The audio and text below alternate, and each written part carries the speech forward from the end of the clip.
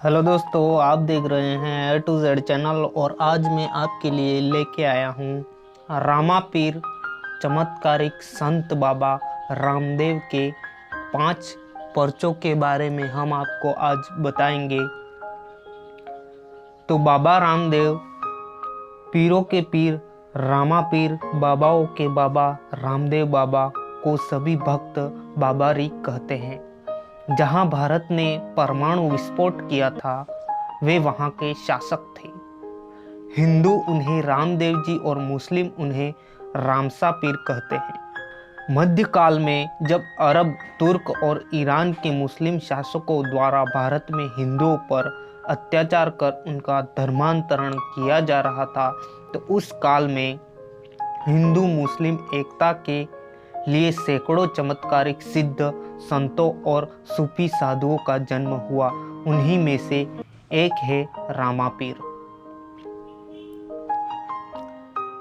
बाबा रामदेव 1352 से 1385 ईस्वी बाबा रामदेव को द्वारिकाधीश श्री कृष्ण का अवतार माना जाता है। उन्हें पीरों का पीर रामसा पीर कहा जाता है। सबसे ज़्यादा चमत्कारिक और सिद्ध पुरुषों में इनकी गणना की जाती है। हिंदू मुस्लिम एकता के प्रतीक बाबा रामदेव के समाधि स्थल रूणीचा में मेला लगता है, जहां भारत और पाकिस्तान से लाखों की तादाद में लोग आते हैं। कुछ विद्वान मानते हैं कि विक्रम संवत 1409 से 1352 ईस्वी सन को उड़ू कश्मीर बाड़मेर में बाबा रामदेव का जन्म हुआ था और विक्रम संवत 1442 में उन्होंने रोणीचा में जीवित समाधि ले ली। पिता का नाम अजमाल जी तंवर, माता का नाम मेणा दे, पत्नी का नाम नेतल दे, गुरु का नाम बालीनाथ था। घोड़े का नाम लालीरा असवारी था। उनके जन्म की कथा। एक बार अनंगपाल तीर्थ यात्रा को निकलते समय पृथ्वीराज चौहान को राजकाज सौंप गए। तीर्थ यात्रा से लौटने के बाद पृथ्वीराज चौहान ने उन्हें राज्य पुनः सौंपने से इनकार कर दिया। अनंगपाल और उनके समर्थक दुखी हो जैसलमेर की शिव तहसील में बस गए। इन्हीं अनंगपाल के वंशजों में अजमल और मेणादे थे। निसंतान अजमल दंपत्ति श्री कृष्ण के अनन्य उपासक थे। एक बार कुछ किसान खेत में बीज बोने जा रहे थे कि उन्हें अजमल जी रास्ते में मिल गए। किसानों ने निसंतान अजमल को शकुन खराब होने की बात कहकर ताना दिया। दुखी अजमल जी ने भगवान श्री कृष्ण के दरबार में अपनी व्यथा प्रस्तुत की। भगवान श्री कृष्ण ने इस पर उन्हें आश्वस्त किया कि वे स्वयं उनके घर अवतार लेंगे। बाबा रामदेव के रूप में जन्मे श्री कृष्ण पालने में खेलते अवतरित हुए और अपने चमत्कारों से लोगों की आस्था का केंद्र बनते गए। दलितों के मसीहा। बाबा रामदेव ने छुआछूत के खिलाफ कार्य कर दलित हिंदुओं का पक्ष ही नहीं लिया, बल्कि उन्होंने हिंदू और मुस्लिमों के बीच एकता और भाईचारे को बढ़ाकर शांति से रहने की शिक्षा भी दी। बाबा रामदेव पोखरण के शासक भी रहे, लेकिन उन्होंने राजा बनकर नहीं अपितु जनसेवक बनकर गरीबों, दलितों, असाध्य रोगग्रस्त रोगियों व जरूरतमंदों की सेवा भी की। इस बीच उन्होंने विदेशी आक्रांताओं से लोहा भी लिया। डालीबाई। बाबा रामदेव जन्म से क्षत्रिय थे, लेकिन उन्होंने डालीबाई नामक एक दलित कन्या को अपने घर बहन बेटी की तरह रखकर पालन पोषण कर समाज को यह संदेश दिया कि कोई छोटा या बड़ा नहीं होता। रामदेव बाबा को डालीबाई एक पेड़ के नीचे मिली थी। यह पेड़ मंदिर से 3 किलोमीटर हाईवे के पास बनाया गया है। अब देखते हैं बाबा रामदेव के पर्चे। तो सबसे पहला पर्चा है भैरव राक्षस का। भैरव नाम के एक राक्षस ने पोखरण में आतंक मचा रखा था। प्रसिद्ध इतिहासकार मोहनोत नेणसी के मारवाड़ रा परगनारी विगत नामक ग्रंथ में इस घटना का उल्लेख मिलता है। भैरव राक्षस का आतंक पोखरण क्षेत्र में 36 कोस तक फैला हुआ था।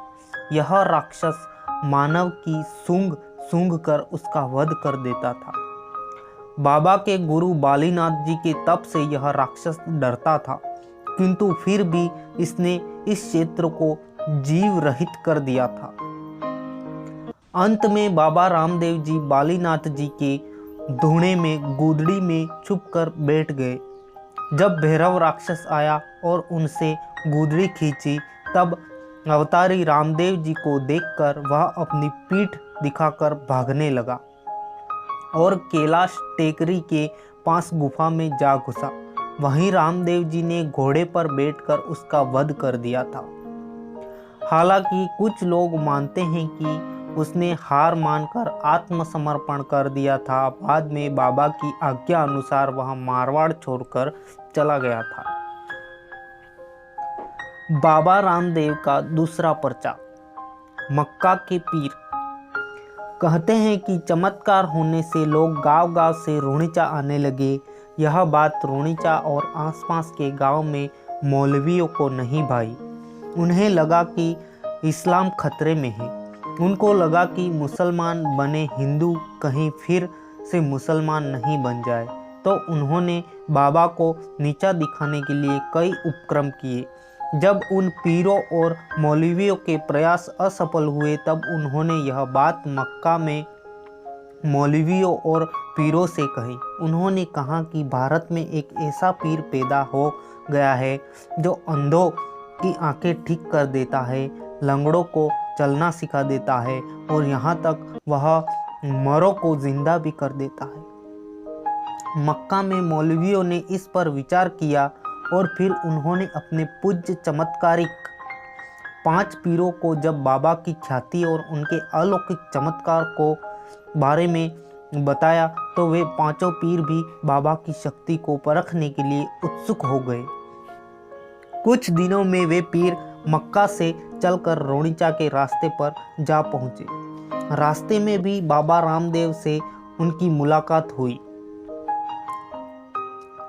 5 पीरों ने रामदेव जी से पूछा कि हे भाई, रोनिचा यहाँ से कितना दूर है? तब रामदेव जी ने कहा कि यह जो गांव सामने दिखाई दे रहा है वही तो रोनिचा है। क्या मैं आपको रोनिचा आने का कारण पूछ सकता हूँ?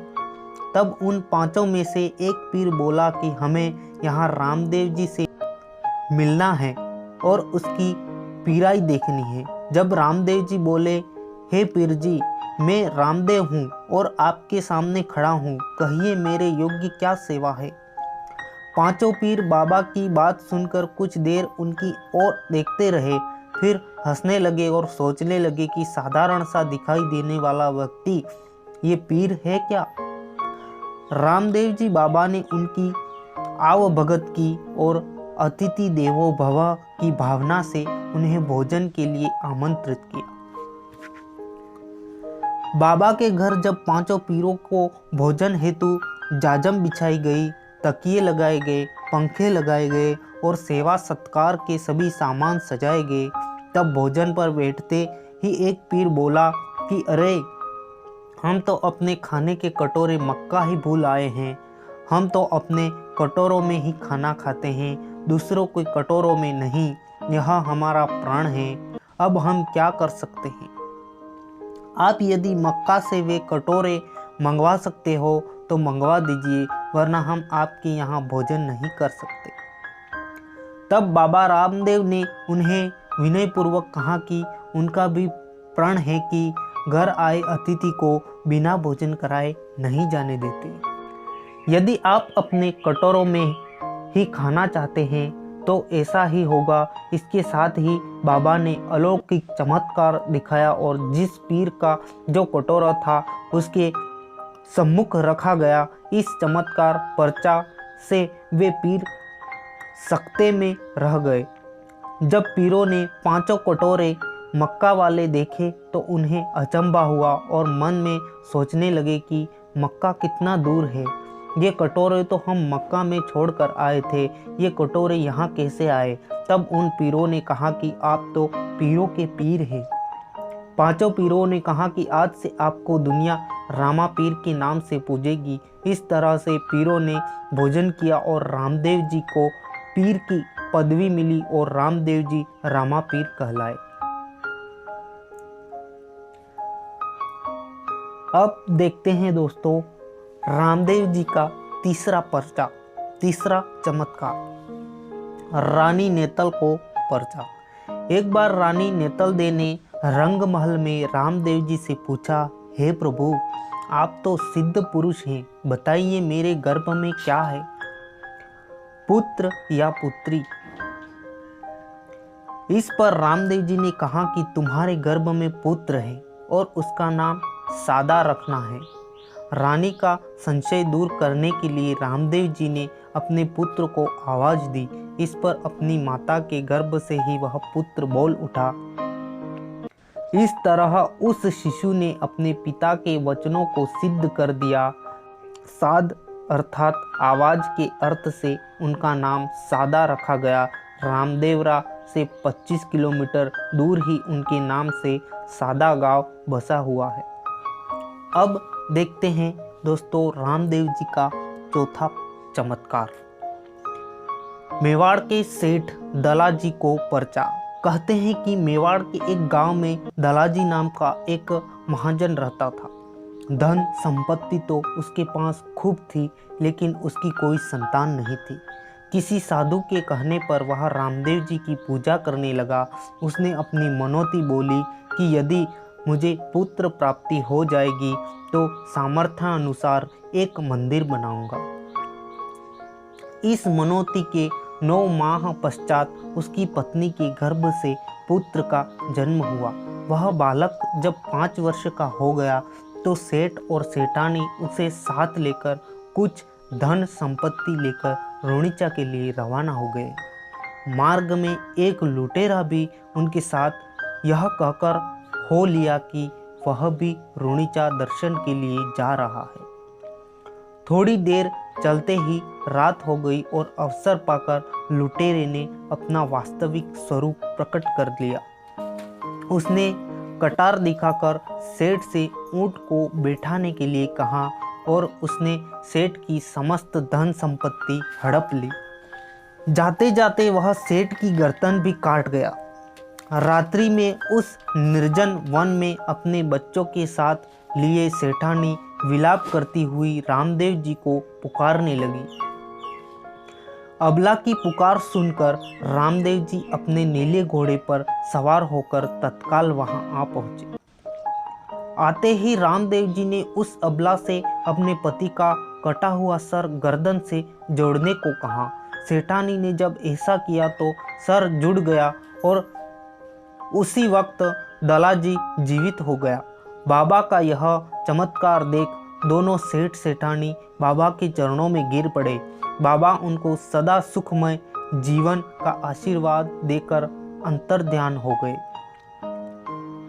बस उसी स्थल पर दलाजी ने बाबा का एक भव्य मंदिर बनवाया। कहते हैं कि यह बाबा की माया थी। अब देखते हैं दोस्तों बाबा रामदेव जी का 5वां पर्चा, सिरोही निवासी एक अंधे साधु को पर्चा।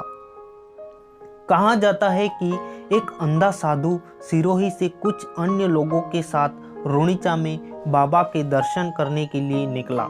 सभी पैदल चलकर रोनिचा आ रहे थे। रास्ते में थक जाने के कारण अंधे साधु के साथ सभी लोग एक गांव में पहुंचकर रात्रि विश्राम करने के लिए रुक गए। आधी रात को जागकर सभी लोग अंधे साधु को वहीं छोड़कर चले गए। जब अंधा साधु जागा तो वहां पर कोई नहीं और इधर उधर भटकने के पश्चात वह एक खेजड़ी के पास बैठकर रोने लगा। उसे अपने अंधेपन पर इतना दुख हुआ जितना और कभी नहीं हुआ था। रामदेव जी अपने भक्त के दुख से द्रवीभूत हो उठे और वे तुरंत ही उसके पास पहुँचे, उन्होंने उसके सिर पर हाथ रखकर उसके नेत्र खोल दिए और उसे दर्शन दिए। उस दिन के बाद वह साधु वहीं रहने लगा। उस खेजड़ी के पास रामदेव जी के चरण पगलिए स्थापित करके उनकी पूजा किया करता था। कहा जाता है वहीं पर उस साधु ने समाधि ली थी। तो थैंक यू दोस्तों वीडियो देखने के लिए। अगर आपको वीडियो पसंद आया हो तो लाइक कीजिए, शेयर कीजिए और सब्सक्राइब भी कर लीजिए ताकि मेरे नए से नए वीडियो आप तक सबसे पहले पहुंच जाए।